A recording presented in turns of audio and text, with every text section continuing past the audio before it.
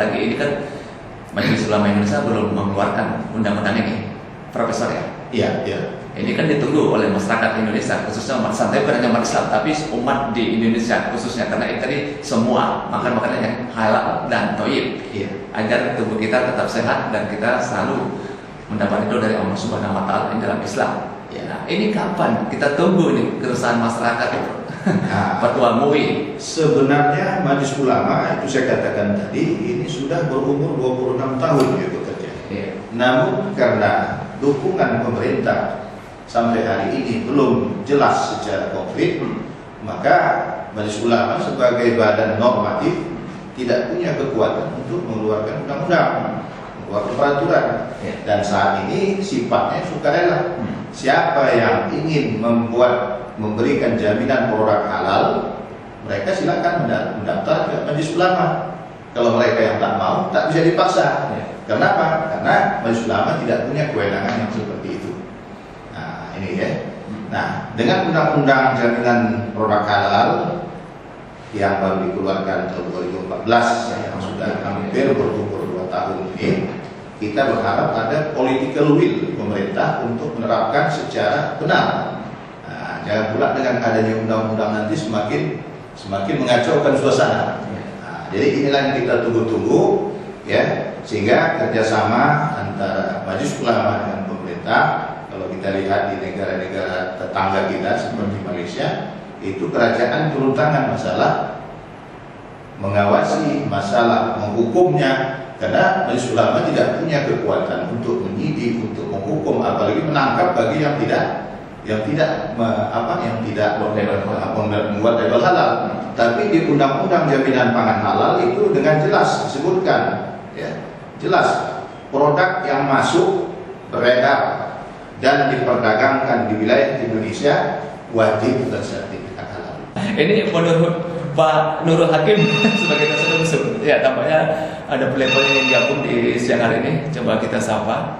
Ya, Pak Nurul, ini bagaimana nih Pak Hakim melihat ini sudah 24 tahun tapi masih tergantung ini umat Islam dengan keputusan pemerintah sendiri. Ya, memang pembahasan di DPR sendiri ketika membahas rancangan undang-undang jaminan produk halal ini cukup lama, Pak. Kira-kira ada 8 tahun.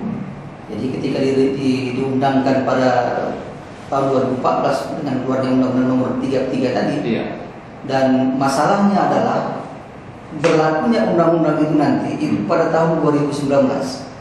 Kenapa mesti nunggu tahun 2019 nih Pak Nur? Dalam pertimbangan pemerintah perlu ada sosialisasi.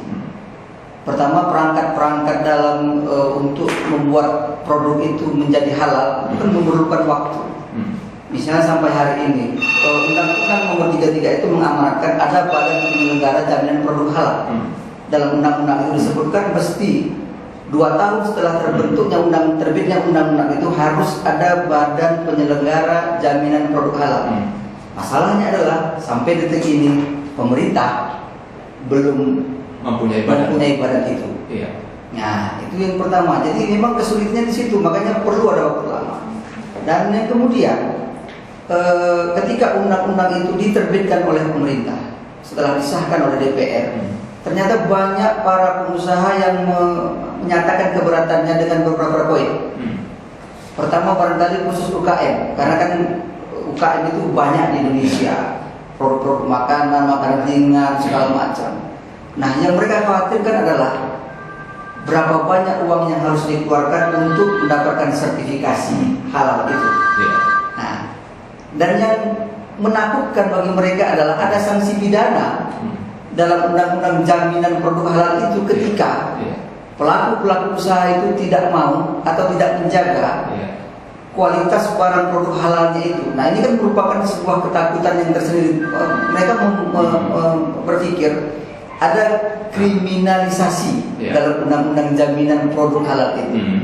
Jadi, itu yang kedua. Yang ketiga, yang menjadi masalah dalam undang-undang ini adalah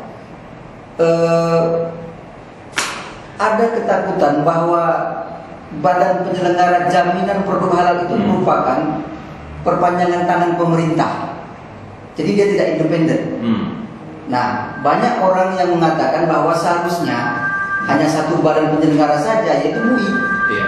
Karena MUI dengan laboratoriumnya itu Prof ya.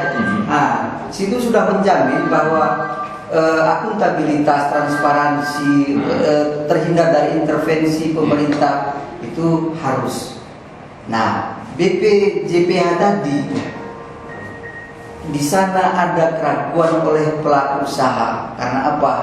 Bisa jadi karena intervensi pengusaha sebuah produk yang mungkin saja haram, tapi karena ada tangan kekuasaan di situ bisa berubah menjadi halal.